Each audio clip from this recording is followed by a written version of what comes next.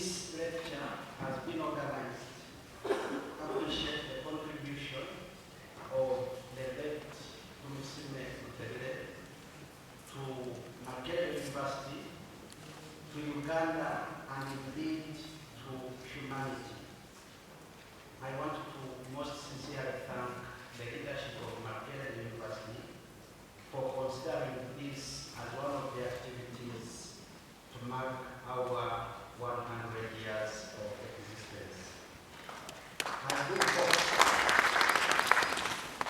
do hope that going forward we will be able to work very closely with the family and friends of the late MUTEBILE to make this an annual event. It is also important to recall that the university honored the late MUTEBILE with the MUTEBILE Endowed Chair in Monetary Policy, Banking and Finance, and also the Center for Private Sector Development. Unfortunately, at the time of this passing on, these activities had not fully been implemented. They have not taken on fully. I have been, in the recent past, engaging with close friends of the late MUTEBILE, led by the Honorable Untitled, and we are discussing on modalities of how we can best actualize these initiatives. We will be very soon sharing a roadmap on how we can implement these initiatives, and we look forward to the support of all of you and even those that are not here. I'm also very glad that we are launching this series with a discussion on a very topical concept, an issue that Professor Untitled will have loved to be part of. We look forward to hearing the perspectives of our keynote speaker this morning and to the discussions that will follow.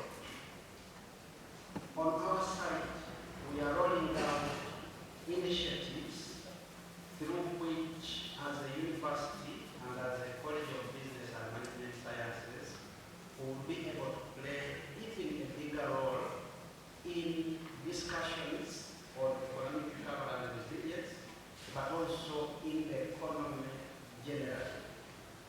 We have, for example, proposed a graduate entrepreneurship and employment facility. This, if implemented, will go a long way in bridging the gaps between training and the world of work. I'm happy to report at this stage that we have already had engagements with none other than the PSST, and up to this point, it has been received well. We do hope that this will be implemented.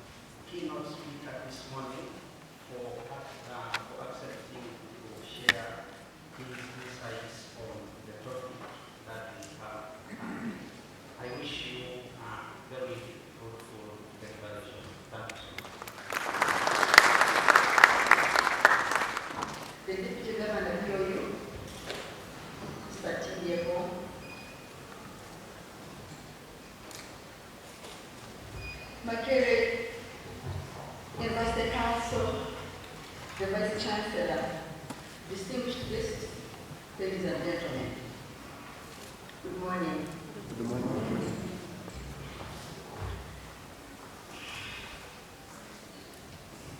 So first of all, allow me, on behalf of the family, to thank Makerere University for this commemorative lecture. It is indeed an absolute honor for me to be here today for the inaugural Emmanuel lecture.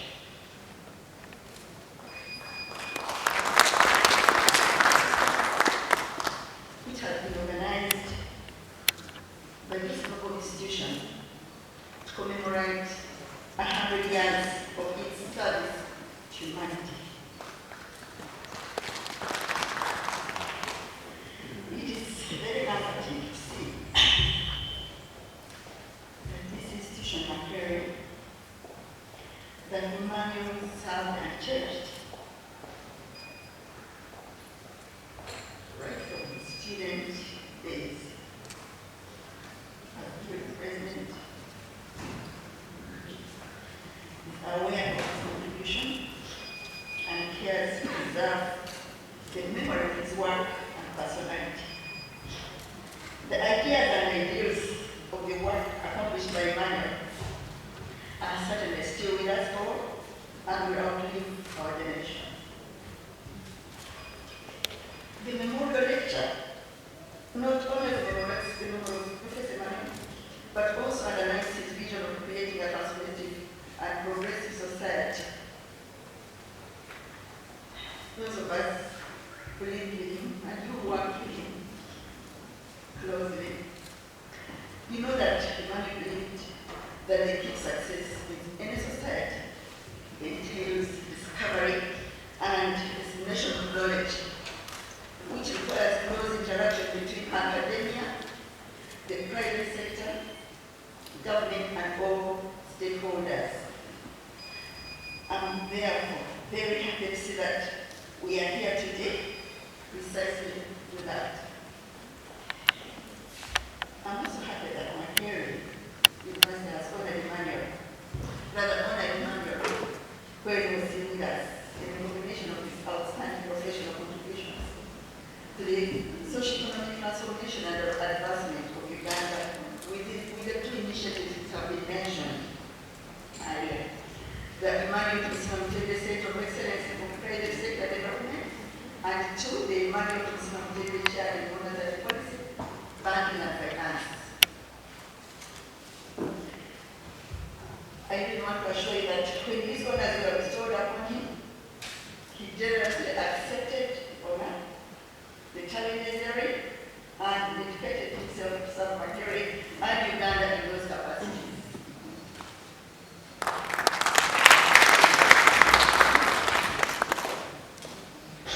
Aware of the problems that continue to endeavor our society, it's my sincere hope that Emmanuel TUMUSIIME Chair in Monetary Policy, Banking and Finance, and the Center of Excellence for Private Sector Development Initiatives will continue to inspire transformative solutions and employment generations in Uganda. This will shall surely ensure that the aspirations that Professor Emmanuel stood for are kept alive for generations to come. Distinguished participants, you are also aware that following the launch of the above initiatives, the TUMUSIIME Foundation was established in July 2016. The objectives of the foundation is not only to support the above twin initiatives, but also to establish a forum for local and international partnerships in order to promote the sustainable socio-economic transformation of Uganda. The foundation offices were initially located in Rwanda, but we have now relocated to Ndakawa Business Center. We welcome everyone to the foundation as we continue to pursue Emmanuel's agenda for the transformation of Uganda. And we as a family will do great our support to these initiatives.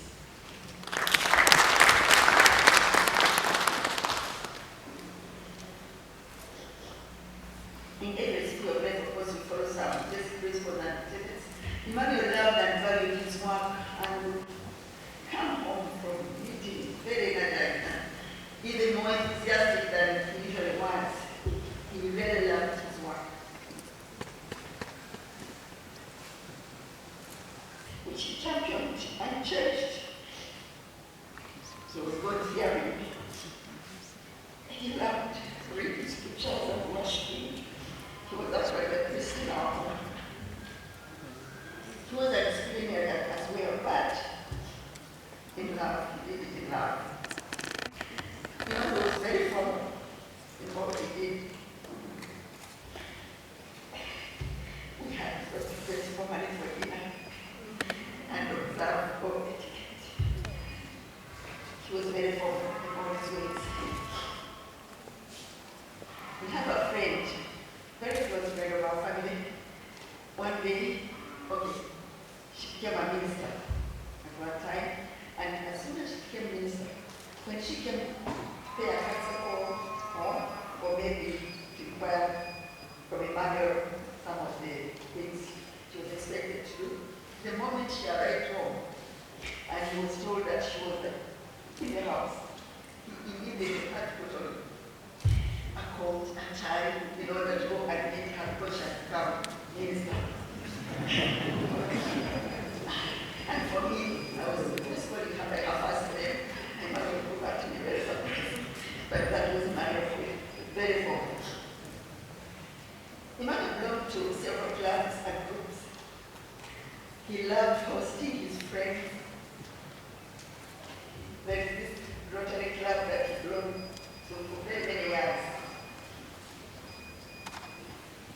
He always had 100% attendance. Those of you who are Rotarians know what that means.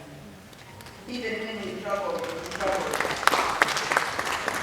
always had to make up wherever he have traveled to make sure that he attends so that he attains his 100% attendance. Sundays are open day at home for everyone, family and friends. People would have without appointments. We would have not only night, but also we would have times of praise and worship and read the scripture and pray. That was marriage. In both the Ministry of Finance and Bank of Uganda was viewed by interacting with these guys. They were able to build capacity without going for training. And then of course also, he encouraged the training of officers at higher levels of education, going for master's degrees and going for PhDs. When he came into Bank of Uganda, he continued doing exactly the same thing, and the capacity there was created. We've heard of his contributions towards higher institutions of learning, including Macquarie University, that we are here today to recall. So in other words, he is someone who believed in succession planning. He knew that we cannot be there forever, so you need to leave a team behind that's going to really carry your legacy. And I want to leave there. Such a team has been created by the late governor, and that's why his legacy of macroeconomic management, prudent macroeconomic management, continues to date. So the challenge that us, we remember the governor, is how do we continue to maintain this legacy? And that's why I'm very glad that we are going to have this annual public lecture, just to keep reminding ourselves that how are we honoring the legacy of the late governor? We need to do so by reminding ourselves of his achievements and where we are not doing it right, where have we missed it, and we need to go back and reboot if necessary. So that is the only way, as far as I'm concerned, that we can remember the legacy of the late governor. So really, without wasting much time, I just want once again to thank the University for organizing this annual public lecture, and hopefully we will get together, bring the different stakeholders who have got interest in this, and have some form of secretariat where we can have one major lecture that brings together different players, so that we can have a lecture that really talks to the legacy of the government. So, as I conclude, I want to encourage the family of the late governor. Betty, you don't have to apologize for being emotional. You remember even Jesus Christ, when he went to the grave of Lazarus, the shortest verse in the Bible says, Jesus wept. So this is the guy who created the world. He also wept. So it's normal to weep, particularly when you're coming to terms with the loss of a loved one. And I want to believe that the Almighty God is going to give you the strength and the courage to live through this. And may his soul rest in eternal peace. I thank you for your kind attention, and God bless you. To the family of the late Professor TUMUSIIME, thank you for honoring our invitation on this day when we recognize the legacy of a former guild president, great scholar, seasoned economist, and honorary professor who served as Governor Bank of Uganda for 21 years and also as the chairman of the Makerere University Private Sector Forum. Makerere occupied a special place in Professor TUMUSIIME's heart. He always honored our invitations to events, and at the time of his departure had expressed willingness to participate in stakeholder mobilization as we hold year-long celebrations to mark 100 years of existence. We shall dearly miss his contribution to our centenary celebrations. On the occasion of the inauguration of the TUMUSIIME chair in monetary policy and finance, and the laying of the foundation stone of the TUMUSIIME Center of Excellence in private sector development on 27th October 2015, Professor TUMUSIIME said, and I quote, "Uganda has made impressive strides in both the economic and political areas during the last 30 years. We have overcome those painful days of our history and moved on. I am proud to have been associated with the policies that have brought about the restoration of the economy." End of quote. Ladies and gentlemen, this is the man whose contribution we are gathered here today to celebrate. As his alma mater, Makerere University is extremely proud to host this first of the annual lectures in commemoration of Professor TUMUSIIME's legacy. Makerere University is also proud to have made her contribution in shaping the legacy of this great son of Africa.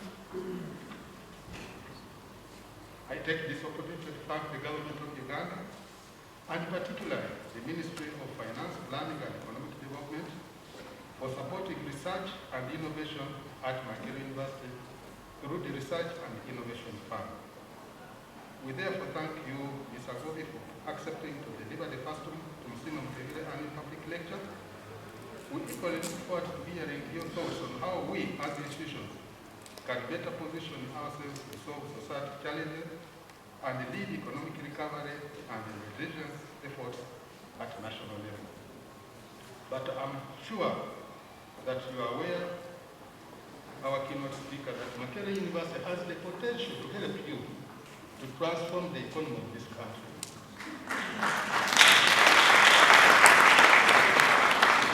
If you need one partner of whom you are sure that if you send money there, it will be used for what you sent it, and that there will be results, it is Makerere University. We demonstrated that during the COVID time. The whole response from COVID was actually based on what we at Makerere advised the government to do.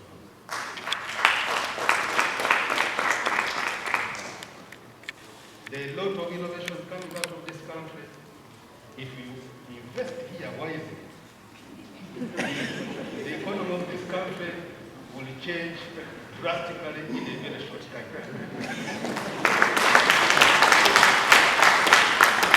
I once again welcome all of you warmly to Makerere University and wish you good listening as we build for the future. Thank you. Ladies and gentlemen, we now reach the moment when what we have been waiting for is about to come. But before that, a short introduction of our speaker as per the program. Mr. Ramadan Gobi is an accomplished economist and policy analyst who is currently serving as the permanent secretary Minister of Finance, Planning and Economic Development, and Secretary of the Treasury of the Republic of Uganda. Let me add that in that position is the appointing authority of all accounting officers of all government boards, including Makerere University. Mr. Gobi spent most of his years teaching economics at several universities, but most of the time he spent it teaching at Makerere University Business School since January 2008 until he was appointed PSST in July 2021. While at MUTEBILE, he headed the think tank, the MUTEBILE Economic Forum, that made groundbreaking research and caused public debates which generated viable policy-related solutions to some of Uganda's economic challenges. Between September 2017 and September 2020, Ramadan served on the board of directors of the Uganda Development Corporation, the investment arm of the Uganda government. At the end of his term as board member of UDC, he was rated the best director, both by fellow directors and the management of UDC. Between 2020 and 2021, Mr. Gobi served as a senior presidential advisor on national economy and accomplished several tasks assigned to him by HE the President. He has consulted widely with several organizations, including the International Labour Organization, the Overseas Development Institute of the UK, the Friedrich Ebert Stiftung, the Financial Sector Deepening Program of Uganda, Action Coalition for Development and Environment, and many other agencies. As Secretary of the Treasury, Mr. Gobi has set his agenda to reform the national budget and make it more responsive to national development priorities and appraise its implementation. And those of us involved in the national budget processes at the level of our entities, we know that the budgeting process for the next financial year has been quite more demanding compared to those of the previous financial years. And all that we are told by the colleagues in finance that our question is coming from the Secretary of the Treasury. Mr. Gobi is a double alumnus of Makerere University. Currently, he is pursuing a PhD at Walden University in the USA since 2019, but he holds a master's in economics, in economic policy and planning from Makerere University, which he was awarded in 2011, and a BA in economics major, with which he graduated with honors from Makerere University in 2003. He has a certificate in energy economics from Total Global and a certificate in sustainable development, which he attained with distinction from Columbia University, USA. I wish to add that he is a Lumumist, but with dual citizenship. He told us that he was also sometimes from Nkrumah. Now, Mr. Gobi, as we speak about reviving the economy and the role of higher education institutions, the whole of Makerere University is here, from the council, the teachers, the students. Some of them I know were your own teachers, they are still doing a good job here. And as the Vice Chancellor said, to invest well is to invest in Makerere. The audience.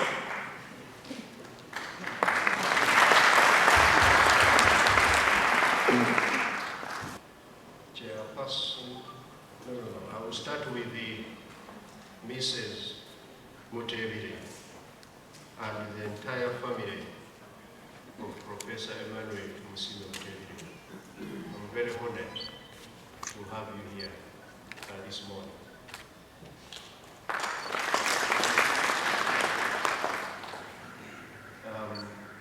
The Deputy Governor of the Central Bank, friend, Dr. Tingego Michael,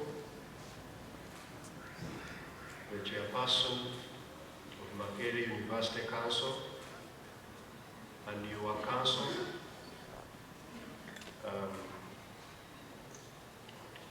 the Vice Chancellor of Makerere, and your team.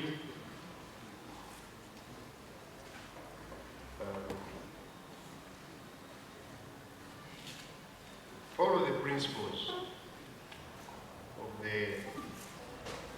I'm delighted to congratulate Makerere upon reaching 100 years of building for the future.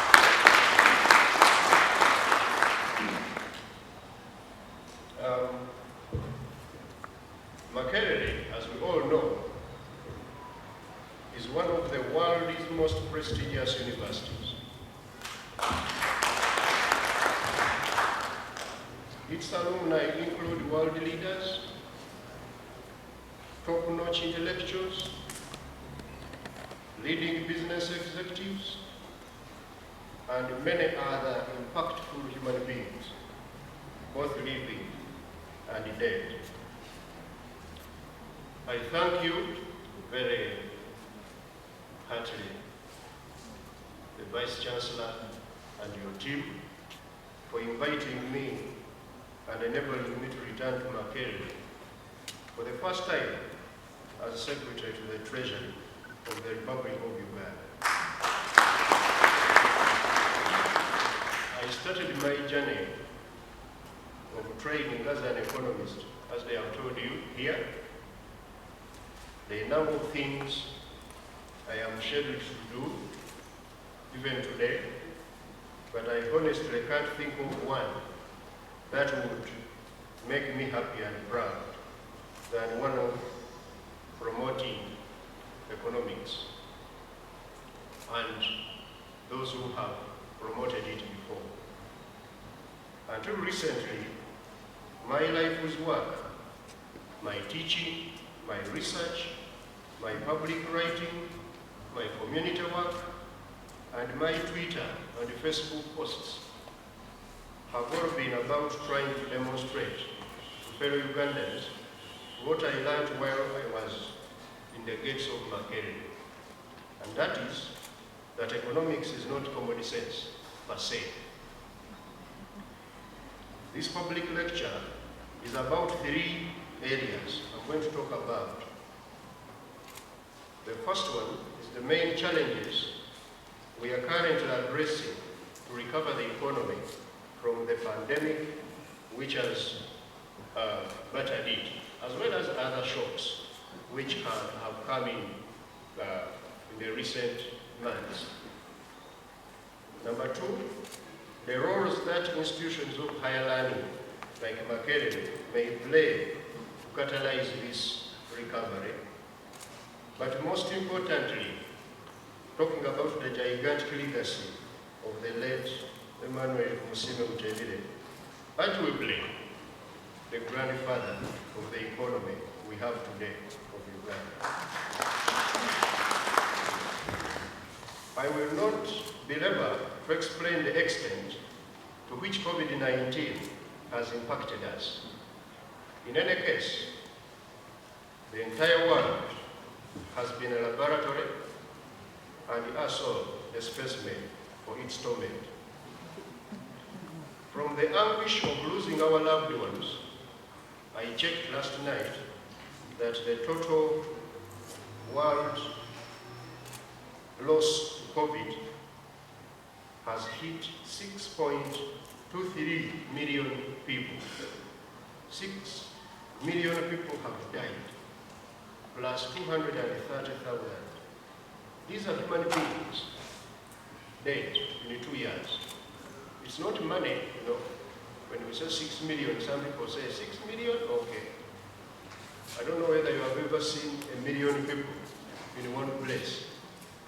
But we are talking of 6 million people dead, and of these, 3,597 were Ugandans.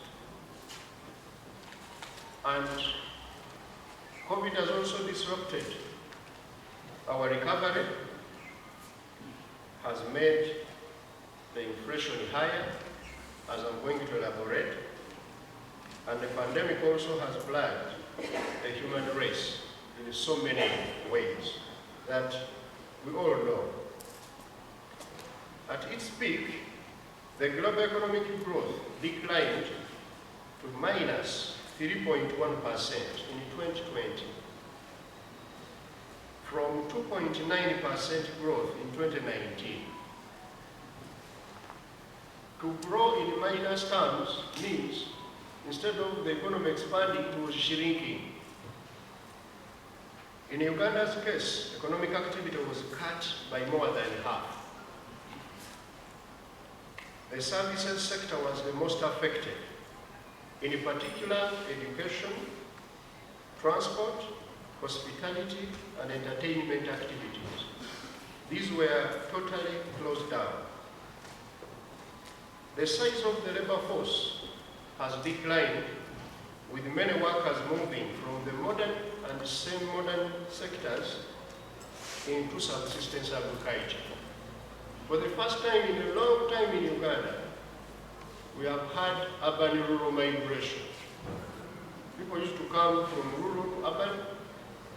In the past 2 years, people have been leaving the cities, the villages. The share of the working persons in the subsistence agriculture has increased from 41% to 52% before and after the outbreak of the pandemic.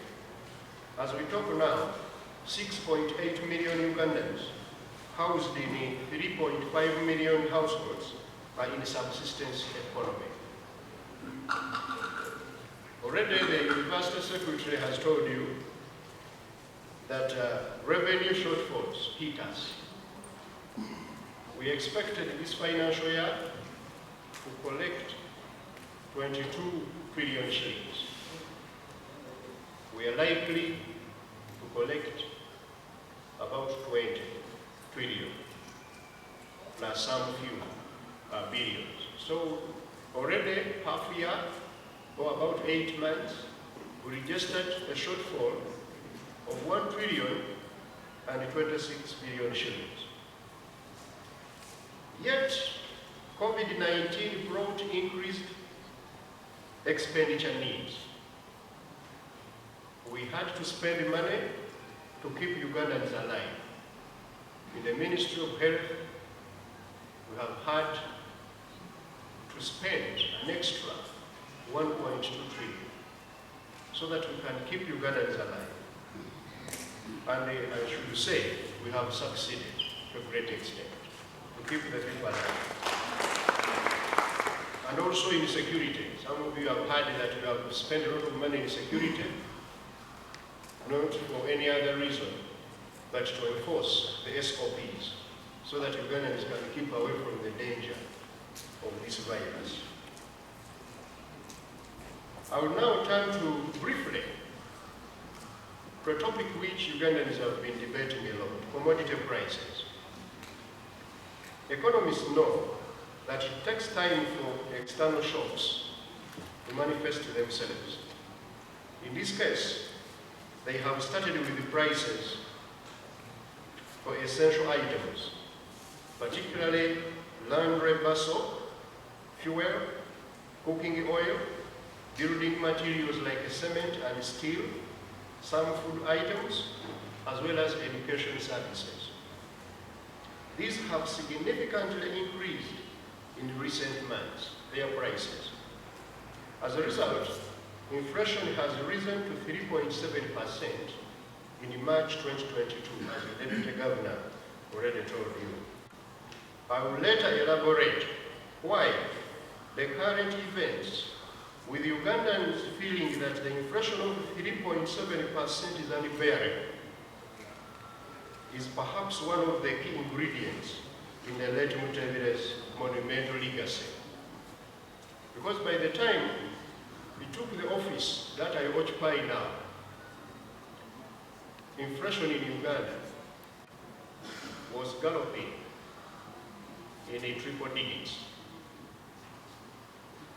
In 1986, December, the inflation of Uganda was registered at 358%. I know that it sounds very ridiculous. We know 100% is the highest, but the inflation of Uganda was at 358% in December. Meaning that prices were more than doubling every single year. Recently, in 2011, inflation peaked at around 35%. But in the months when it started around June of 2011, accelerating at around 11, 12, 15%, Ugandans started what they call walk to work. You remember? People were walking to work, led by, of course, politicians and other mobilizers. They mobilized the Ugandans, let us protest against this high inflation. I was a teacher at MUTEBILE. I used to tell my students that had Ugandans lived in the 1970s, because by the time Idi Amin left in 1979, inflation was above 200, about 214%, and also lived in the 1980s, as I told you, 358% in December of 1986. If some of those who were walking were there, they wouldn't have walked to work, they would have run to work. So the fact that Ugandans feel the pinch of 3.7% inflation today, it shows you the kind of work people like the great man TUMUSIIME have done for this country. The causes of the current price increase are largely external and supply side related, key of which is the effect of COVID-19 restrictions, which disrupted supply chains worldwide, leading to higher transport costs, leading to shortage of shipping containers, leading to shortage of raw materials, and higher fuel prices. The inflation is logistical in nature. This cocktail has curtailed smooth manufacturing and production, as well as movement of goods and services, leading to increased commodity prices. In addition, the full opening of economies globally after COVID had risen has led to a swift rise in aggregate demand for a number of goods and services, such as fuel. When they opened us up, we went to the filling stations to fill our tanks. And yet, I told you on the supply side, these companies are constrained in the amounts of fuel they can move around in the world because of the same challenges of COVID. And with the demand rising, with the constrained supply, prices usually rise. Also, we've had the swift demand in transport. As people reopened, we demanded more transport services. The taxis and the buses, which used to carry half, now they had to go back to full board. That is increased demand for transport services. Education services have also been demanded in the higher levels. Right now we are grappling at government with the challenge of absorbing so many children of Uganda who have come back to school when some schools have closed business because of COVID. Some of the private schools do not reopen. So those children have gone to the few schools which stayed open. And this has led to increased demand of education services. And some of these schools, since they are operating in a liberal environment, which also I will emphasize a bit later, they increase the fees. So as a result of those factors I'm talking about, we have seen prices increasing. And since crisis or shocks are like taxis, another one is often on the way as one leaves the stage. The Russia-Ukraine conflict emerged as COVID left the stage and has further disrupted the supply of goods such as oil, wheat, maize, and sunflower, as well as raw materials, which are so critical for manufacturing. The two countries are major producers and exporters of these goods, and this has further increased the challenges that we already had. What is government doing? Please note that the causes of the current spike in prices are: number one, supply related; number two, external; number three, global.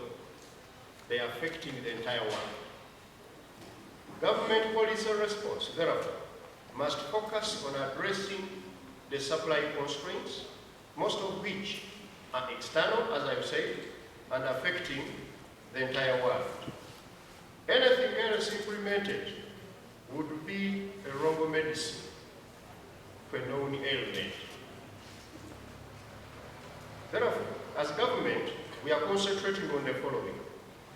Number one, ensuring that we maintain a competitive environment so that we can support a continuous supply of the goods and services whose stream is currently constrained. So, cooking oil, cement, steel, and others I've mentioned. And in this, we want to avoid creating more shortages. We cannot afford to make a demand outstrip supply. So in whatever you are thinking government would do, please make sure that your proposal does not make a demand exceed supply. Most of the things some people want us to do are good common sense, but very bad economics. Supporting farmers to grow more food is also on our cards. We want to support farmers to grow more food to ensure that we do not suffer food shortages. Why? Because food is the main driver of Uganda's inflation. If the prices, as we have seen them for soap, for cooking oil, were rising in areas of staple food for Ugandans, the situation would have been very different today. We are a bit having some breathing space because Uganda now has food, and not by mistake, by government policy. We are also facilitating more exports to take advantage of the shocks. Those ones I've mentioned. So we want to take advantage of these external shocks instead of them taking advantage of us. So we shall support further people who are going to export those various commodities that we export so that they can earn more foreign exchange for us to pay for the few expensive imports. I also wanted, as I was writing this, to ask myself, what would MUTEBILE have done if he was the one in charge, as he was some years ago? And this brings me now to gigantic legacy of the late TUMUSIIME MUTEBILE, whom I have severally, and I repeat, referred to as the grandfather of the modern Ugandan economy. Let me summarize it this way. MUTEBILE liberated Uganda from the control model. This is the practice of using administrative controls to keep the prices low and also revaluing the shilling to make imports cheap. This is the economics many Ugandans want us to go back to. That economics doesn't work, and MUTEBILE taught us that lesson. Beginning in 1966, the state of Uganda had assumed the lead in all the major economic activities. The leaders then, and the people of Uganda, thought this was the best way of ensuring that the economy works for everyone. That when you get the state to tell suppliers of fuel that this is the price you should sell at, don't exceed 4,000 shillings a litre, that's the best way to serve the interests of the people of Uganda. I'm going to tell you what happened. In 1969, in a bid to enable indigenous Ugandans to have a say in economic affairs of their country, which at the time was dominated by Asians and British immigrants, and for the realization of the real meaning of independence, President Obote announced a move to the left, culminating into the infamous 1970 Untitled Chapter. I'm speaking a lot of history for the kind of audience I have, because I'm deliberate. I would want you to know where Uganda has come from. That's when you will know where Uganda is now, and where Uganda is going, and how we should get there. This was the beginning of the control model in Uganda, 1969. When Idi Amin took power in 1971, economics was replaced by flawed common sense. As we heard in the numerous eulogies by his contemporaries of Professor MUTEBILE, MUTEBILE took the risk to remind the brash and those who were unappraised, like Idi Amin, how economics works. And for this, he paid a very huge price, for reminding them how economics should work. Yet many Ugandans then considered him a nationalist. Even today, many Ugandans silently support Amin's expulsion and expropriation of Asian property, Amin's price and foreign exchange controls, and many other economic distortions. Generations of my students, none of whom was born by 1972, when Amin executed the economic war. And by the way, neither I was born then. I was born in May of 1978, when Amin was about to leave. As well as various groups of people, I have taught Uganda's economic history during my sojourns around the country. They have often expressed support and silent admiration of Amin's nationalist credentials. A younger MUTEBILE was conscious enough to comprehend Amin's economic distortions and human rights violations and risked to oppose them. Yet, like many budding economists of the time, MUTEBILE started as a socialist.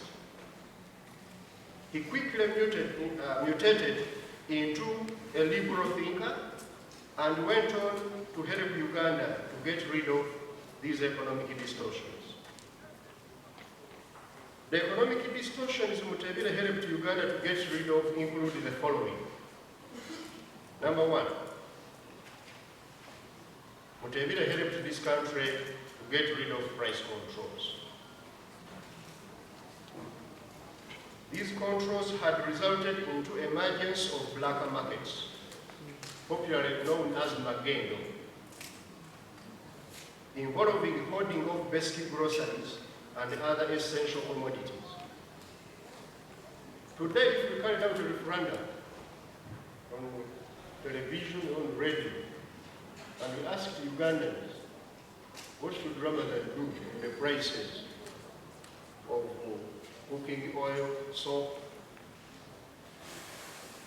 and one of the politicians in Parliament, as I have been interacting with them, proposes that let us fix the price of cooking oil a litre at 2,000 and a bar of soap at 2,000 and so on. Many Ugandans will say, Ramadan, you are the man.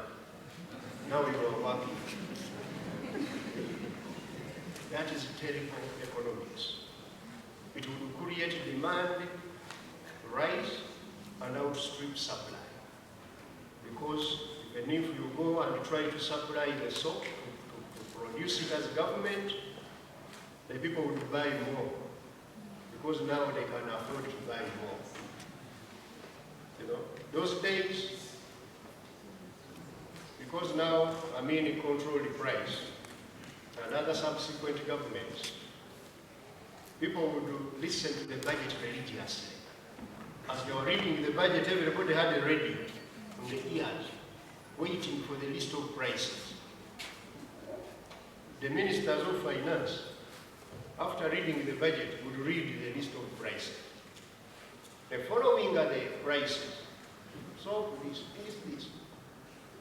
Honorable Minister, are you the one who produces the things you are reading? Is it your money that is being used to produce those items? If you are not the one producing them, why are you determining the price? So what the sellers used to do was to remove the goods from the shops and keep them somewhere. They hide them. Whoever wants to buy soap, you go to the outlet, and everywhere they tell you don't have soap. But as you are going back, you know, very disappointed, some young person comes after you. What are you looking for, sir? I want soap. There is no soap in this town. Come, we have some at home. They take you and they sell you a bar at some price which should have been the marketing price. Who's that younger person taking you? Is the daughter of the other soap attendant who told you there's no soap in the country. That's what we call them again. We no longer have that in Uganda, and we shall not have it again.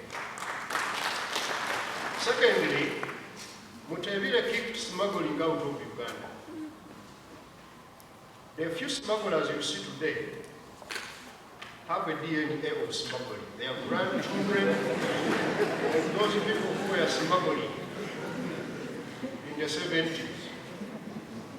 What brought smuggling to Uganda? Due to economic mismanagement, the past governments were unable to collect enough tax revenue to finance government expenditures. To deal with this challenge, the governments resorted to levying exorbitant import tariffs to raise revenue. The high tariffs forced traders to engage in smuggling. Never to pass via the official inlets, Malaba, Busia, Mutukula, no. People go to Panya to bring in goods. Why? Because Amin had put 100% tax on cigarettes, on alcohol. People want to drink alcohol, 100% tax. So they could come and use Panya to bring in the goods. When MUTEBILE took charge of the economy, he said the tax policy must be prudent. tax Ugandans at rates which they can afford to pay. And that's what we are doing up to now. I'm telling you, and I repeat, those who are still smuggling have to be checked, have a DNA of smuggling. The third thing MUTEBILE did is that he helped Uganda to stop printing money to finance budget deficits. Bank of Uganda had been turned into a printing press. Consequently, inflation had galloped into triple digits. From Idi Amin through to the government, that cocktail of governments which ruled Uganda for about 1.5 years, 1980, to the first few years of the current government, Uganda was printing money. And MUTEBILE told them this economics does not work. You don't just go to the printing press and churn out cash. You have to earn the money as a government. And we said bye-bye to printing money. That's what we call monetary discipline. MUTEBILE also saved Uganda from black markets. These used to emerge as a result of fixed exchange rates. For example, the official exchange rate in 1986 was fixed at Uganda shillings 14 shillings and 50 shillings per US dollar for essential and non-essential imports, respectively. They used to have a dual exchange rate system. Two windows. You are going to import essential goods like a fuel, go to window 1. Access the dollar cheaply. You are going to bring some luxuries like cosmetics, perfumes, go to window 2. Now, those who are going to bring fuel, they used to buy a dollar at 14 shillings. Those who are going to bring alcohol, 50 shillings a dollar. Now, this is what younger people see on paper, and they say, how I wish we could live in the Uganda like this one, where exchange rate was low. That exchange rate was artificial. It used to cause problems. Fixing the exchange rate led to shortage of foreign exchange and emergence of black markets, which used to be called the Uganda market for foreign currencies. As a result of that, international trade was severely affected, leading to a shortage of imported goods and services. Uganda had rampant shortages of imports. These things we take for granted today, where goods are poured all over the roads, the roadsides, and you are shopping, flat irons, electric kettles, refrigerators on the roadside. It's not by mistake or by good omen.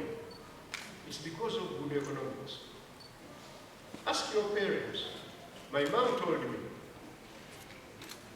she bought a kettle, electric kettle. To buy it, she had to get a friend who was traveling to Dubai to give them money to buy a kettle. Because there was no foreign exchange to bring those goods. They used to first write a cheat to the deputy governor to send you some dollars to go. Today, these goods are being moved around. You know, hawkers now, they dress up in all sorts of goods. One of these days you wake up and somebody has a refrigerator on your doorsteps. You want a refrigerator. Why? Because those goods now can come in freely. There is a foreign exchange in Uganda. And those things we take for granted, they were because of the work which was done by these great people, like TUMUSIIME and some other people he worked with.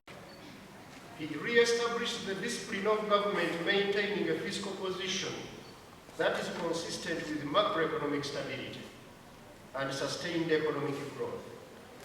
Government avoided excessive borrowing and debt accumulation, committed more spending of the national budget on productive activities in the economy. What today you are, I hear Ugandans, and I feel it. And we are reforming ourselves fully. When Ugandans say, look at the debt levels, the debt numbers, I would want to tell you, as a person who sits in the treasury every day, Uganda is a very lucky country. To have had people like TUMUSIIME to put in place a framework in which some of us can come and fit in and be able to reform a few things, and the systems work perfectly. Uganda's debt levels will never get out of the sustainable levels because they are very well anchored on that discipline. It was also MUTEBILE who masterminded the merger of the Ministry of Finance with the Ministry of Planning and Economic Development in March 1992. My ministry I head today as the head of the technical team was not there before 1992. There were two ministries. There was a Ministry of Finance and there was also a Ministry of Planning and Economic Development. Now, somebody may ask, merging with them, is that also a big deal? Oh yeah. These two ministries had posed a very big challenge for Uganda, fiscal indiscipline, because of uncoordinated policy movements. Finance was responsible for collecting revenue and financing the budget. Economic planning and development was responsible for coming up with the plan and the budget. So the one who was planning and budgeting was not the one with the money. Already you can see the challenge which was there. MUTEBILE was at planning and economic development with Josh Mayanja Kanji as his minister. And there were other groups I will not mention at finance. And these guys could make a plan, and the other guys are financing other things. They are saying, let us invest in agriculture, in roads, in energy, in this. The guys are buying the cars. They are facilitating the travel abroad. They are giving money to different sorts of people. That's what we call fiscal indiscipline. When the money does not speak to the plan. We are now fully realigning and ensuring that the budget is informed by the plan. And once it is informed by the plan, it must adhere to a cash budget discipline. If there is cash, let us spend it. If there is no cash, please wait. You will not die. Uganda will not end. And that's